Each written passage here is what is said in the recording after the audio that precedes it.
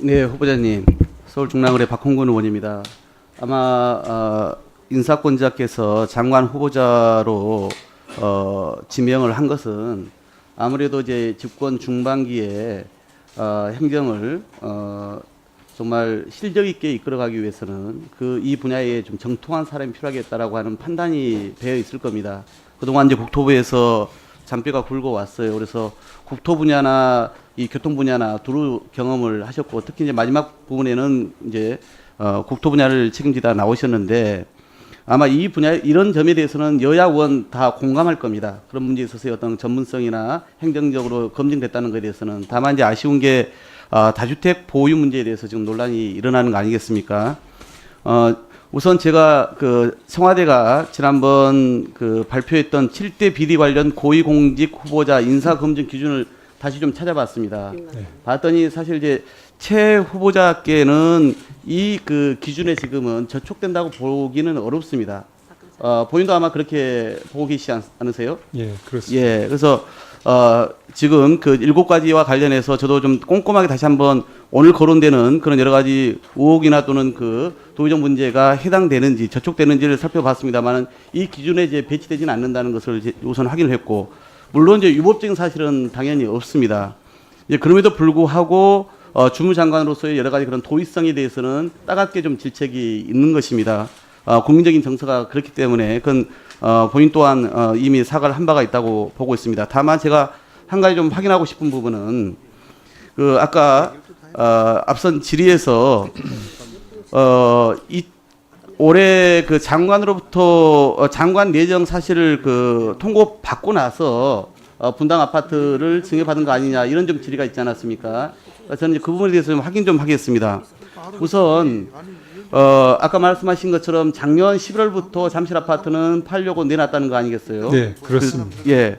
그리고 나서 이제 보통은 인사 검증이 본인에게 장관 후보자로 여러 명이 이제 검증이 들어갈 텐데 거기에 동의하십니까라고 먼저 확인을 하죠. 네, 예. 그렇습니다. 그리고 나서 네. 이제 여러 명을 검증하는 과정 속에서 이제 최종적으로 확정하는 과정이 있지 않습니까? 그러니까 말씀하신 것은 1월 20일경에 이제 검증에 들어간다, 동의하냐, 이렇게 아마 연락을 받았다는 것이고, 그리고 나서 후보자는 2월 18일 날 이제 양도를 딸한테 하는 거 아닙니까? 예. 예. 그렇죠. 그래서 증여를 하는 거죠. 그래서 본인이 그때 증여 방식을 택하는 것은 이제 검증 들어간 상황에서 아무래도 이것이 이제 그전부터 팔려고 했으나 안 팔린 집들이 있기 때문에 우선은 매도 가능성은 그 사이에는 쉽지 않다고 봤고, 그렇기 때문에 이걸 좀 증여하는 것이 옳겠다, 이렇게 판단을 한 것이죠. 예, 그런 네네. 그러니까 결국은 통상적으로 검증 단계에서는 후보자한테 뭐 당신이 내정됐습니다라고 얘기하지 않고 보통은 하루 이틀 전에 장관으로 내정됐다라고 이렇게 결정하지 않습니까? 네, 그렇습니다. 그러니까 그 전까지는 후보자 단계였기 때문에 쉽게 얘기하면 최종적으로는 그런 청와대가 얘기하는 후보자 인사 어떤 최종적인 검증 기준에서는 이 청와대에서 내정됐다고 얘기할 때는 그 문제가 정리됐다고 봐야 되는 것이죠. 네, 그렇습니다. 네. 그러니까 뭐 기사를 저도 쭉 봤더니 당시에 대부분의 언론들이 3월 초까지만 해도 3배수로 계속 거론을 이제 하다가 최 후보자가 유력하다고 하는 것이 3월 2, 3일 전으로 나오더라고요. 그리고 이제 후보자는 언제 최종적으로 내정됐다고 연락을 받았습니까? 하루 전에 받았습니다. 3월, 그러니까 7일 날 3월 7일 날 받은 것이죠. 그러니까 네네. 검증 과정 속에서 그런 오해나 부담을 해소하기 위해서 증여를, 그러니까 이 잠실 집이 안 팔리니까 증여를 결정을 해서 부담을 덜었다, 이렇게 보시면 되는 거죠. 네, 그렇습니다. 그건 제가 오래전부터 생각해 왔던 거고, 네. 제 스스로 제 판단하에 정리를 한 것입니다. 그러니까 청와대로부터 장관 내정 사실을 통보받고 분당 아파트를 증여했다, 이런 것은 제가 보기에는 너무나 네. 과도한 공세다, 이 말씀을 네. 좀 드리고 싶었던 것이고요. 맞습니다. 아무래도 이 부동산 정책을 이제 총괄하는 주무부처의 장관이다 보니 제가 좀 여쭤볼 텐데, 2014년 12월 박근혜 정부 때 부동산 3법 통과된 거 잘 알고 계시죠? 예, 알고 있습니다. 그때 국토부의 기획조정실장을 하고 계시지 않았습니까?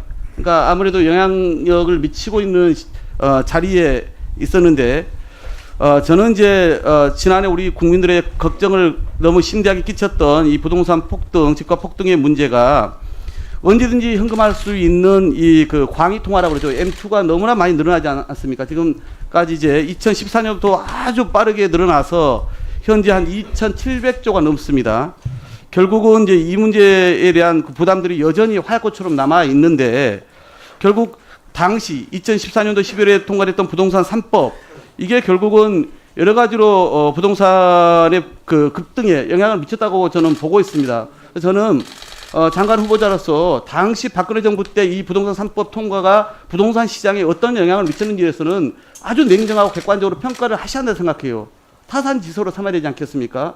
그 문제에 대해서 한번 좀 말씀을 주시기 바랍니다. 네, 지금 의원님 뭐 지적 말씀도 계셨습니다만은 지금도 이 부동산 시장의 안정세가 확고하다고는 볼 수가 없습니다.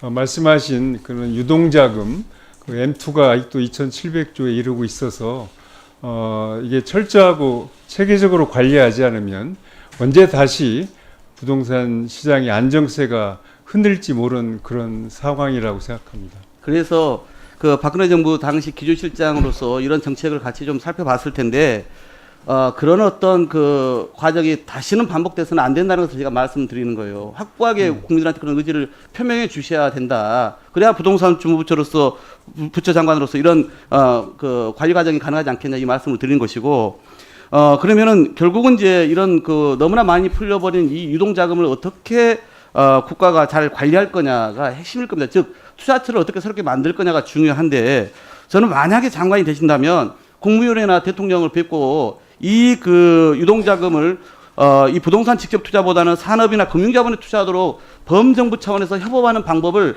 장관께서 강력히 제안하셔야 한다고 생각합니다. 혹시 관련해서 구상이 있으신가요? 네, 그런 기회가 주어진다면 또 부동산 시장의 그 안정을 위해서라면 필요한 대책을 적극 건의 말씀드리겠습니다. 네. 네, 박홍근 의원님 수고하셨습니다. 다음은 송석준 의원님 질의해 주시기 바랍니다.